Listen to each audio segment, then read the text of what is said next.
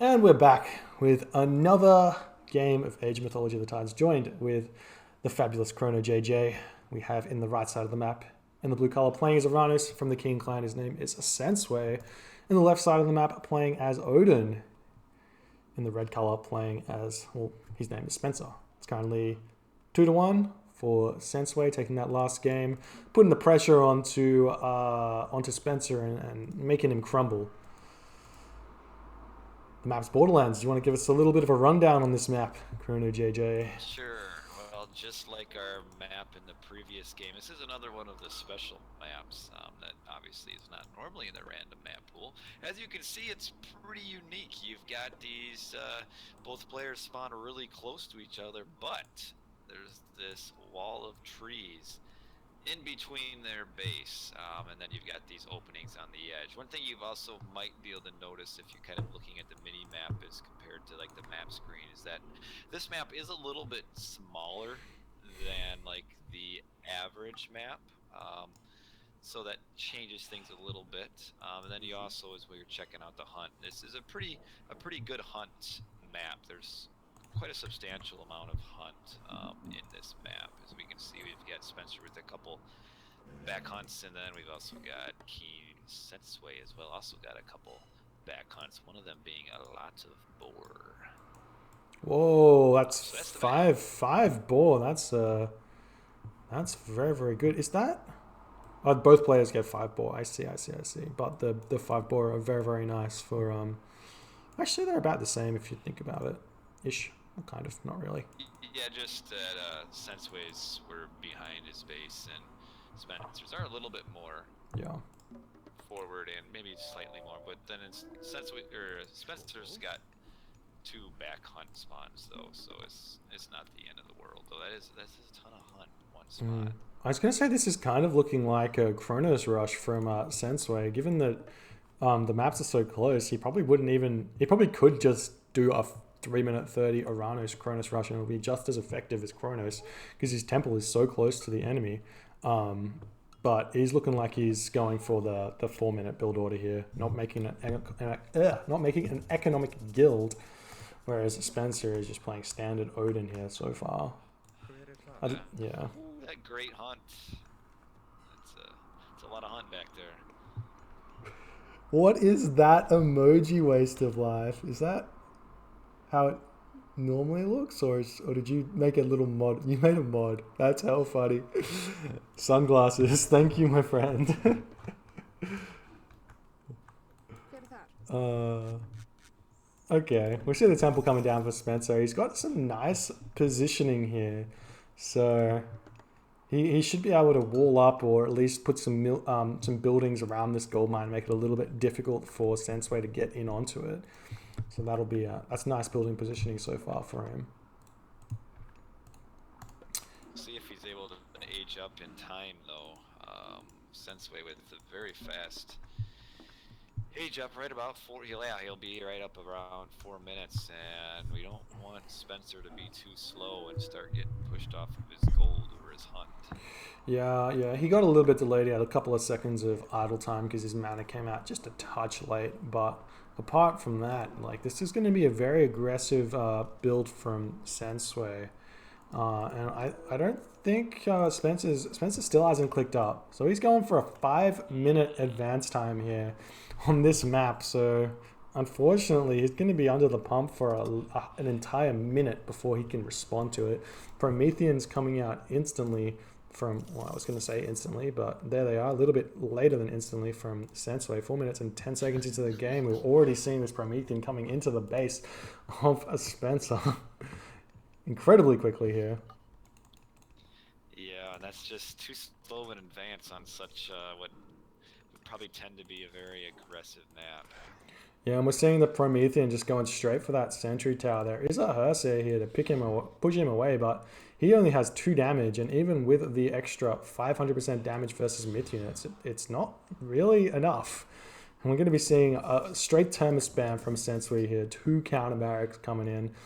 Completely standard, mind you, but you're going to see this Hersey getting picked up very, very fast as well from the units turning around onto him. house too. Spencer is. Oh, It's this is like watching me. this is not good. Getting rushed and being housed, and you're throwing down your long houses instead of the house. It's worth it right now to just convert a wood villager into an Ulfsark to get that house up. We've got the Valkyrie spawning as well. So they're sitting at 99% and still no house in sight. There he goes, finally putting that house down. And now, yeah, this sentry tower is just going to go down. Not having that house hurts a ton. Yeah. Ooh. Like, Spencer could respond to this really, really easily just with 2 long houses and Ulfsark spam, but without the population, there's not a lot he can do, and he's going to get pushed off this gold mine immediately. Not only that, Spencer cannot afford to get watchtowers either. Whew.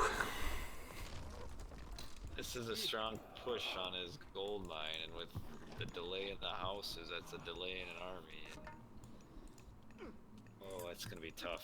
Yeah. And the Gatherers got pushed off the hunt as well by a stray Promethean walking over there. Ouch town population Spencer. Yeah.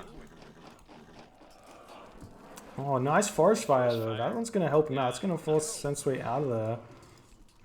Yeah, I can support that. You got some more Ulfsarks coming out. Ulfsarks do pretty well against actually pure Terma, because they do get a bit of an attack bonus against Terma. Yeah, they have that 50% extra attack, which is it's actually quite significant considering they don't really take that much damage from the Terma either. So they're a pretty strong counter. If you can get enough of them, that is. Otherwise, the Terma can just hit and run for days. There's nothing you can do. Yeah, and what he needs though is he needs the Odin special tech for the Ulfsarks, because until that special tech comes up, the Ulfsarks can't dodge Archer Fire. Yeah, that's a big one. Then they can run in without getting hit. Yeah, for sure. Whereas now they can't. Like anytime, yeah. So he just lost another Ulfsark. Yeah. Yeah, they're just getting picked off here, and as this ball of Terma gets big enough, it's going to be impossible for Spencer to defend this. And now he's just going for the villagers here. Spencer's gold is actually pretty high. It's actually the food that he's struggling with at this moment. Got nice oracle position Sensui has. He's able to see like all of this region of hunt up here, so he knows that that Spencer's not got anything really coming for him. Yeah. It's not looking good so far this game. He's just so far behind. Yeah. But Spencer is like, he has actually moved up to this top berry bush. He's taken villagers off gold. He's got 180 left, which is roughly 7 more. Doesn't seem right. Maybe 5 more Ulfsark that he could build. But just doesn't. Yeah. Oh, Stars comes up, but it really doesn't do anything to the Terma. The Terma can just run around and take no damage from them. Because they have a speed greater than 5.5. They can dodge the arrows quite a bit. And just picking off, yeah. Is he grabbing it? No chronolations. That costs too many resources for him at this point. Yeah. He can't even get his. Did he get his Ulfsark upgrade yet? No, he did at least get that. Yeah. Does chronolations affect the bonus affect Terma? You don't get a more bonus damage, but their tracking is improved so that they can hit the Terma consistently. That's always good.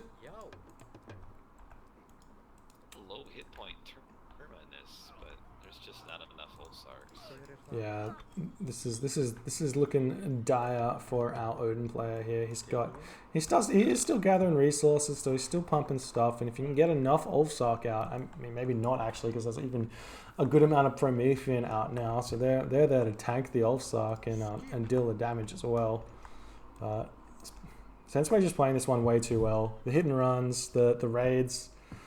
Probably going to see a second town center fairly soon. Sensei's economy hasn't been touched at all. He's also got Milo pumping out now as well. Double military barracks is up. Villagers getting killed left, right, and center. Yeah. Spencer's just lost so many units and hasn't done, like, I don't even know if he's had a military unit run to the other side of the map yet this entire game. Yeah. Sensui's got him in a stranglehold. He's not letting go. This is the way to play it. Oh, nice shockwave there, and Spencer taps out on cue. All of these. The shockwave resign. Oh, look how many units are flying in the air. That's so awesome. Oh, man. Shockwave OP. Shockwaved him so hard he hit the resign button. Yeah. Oh, man. Well, that was always going to happen. Yeah, unfortunately, just like advancing that late in this map, this is an aggressive map. You have to advance like 4:30 at the very latest, and advancing that late just like allowed Sensei to just stomp. That's too bad, because really I mean, obviously Spencer won the second game, and really the first and third game he wasn't like overmatched. I mean, Yeah. you could tell he was the worst player, but he wasn't like overmatched for this game. Yeah, this was one-sided. This was demolition, and it mainly just started, as you said, that slow advance from Spencer as opposed to the fast advance from Sensui. Yeah, normally you're seeing Odin in this matchup going up at 4:30, getting out 3 or 4 Hersa, getting out 2 longhouses with the Ulfsark going. You don't get any economic upgrades until later in the game, and once you get enough Ulfsark out, you pretty heavily counter the the Oranos army, and I think at the top level, I think this map and this matchup is pretty Odin favored, to be honest. And fortunately, like I think that's what Spencer was thinking, and that's what he went for, but it just was not enough. And as Neurological Synapse pointed out, is that Spencer's defensive building did nothing to protect his gold mine. Like you see his wall that it never did anything. That wall on the right side of his temple. Like if he builds his temple a little bit more towards the bottom of the gold mine and then pulls that off. Yeah. He still advanced so late and forgot his houses that it probably wouldn't have mattered, but it would have helped. Sure. Ah, well, since we wins this one at 3-1. And he gets to go on to the next round. Do we know who he's facing yet? Oh, do we know who he's facing? Where is it? Spoiler alert for those who don't want to know what the... Oh, okay. We don't know who he's facing yet, but it's Mickey Heege versus Leol, so the winner of that one. So we're probably going to see maybe like an Oranos mirror there.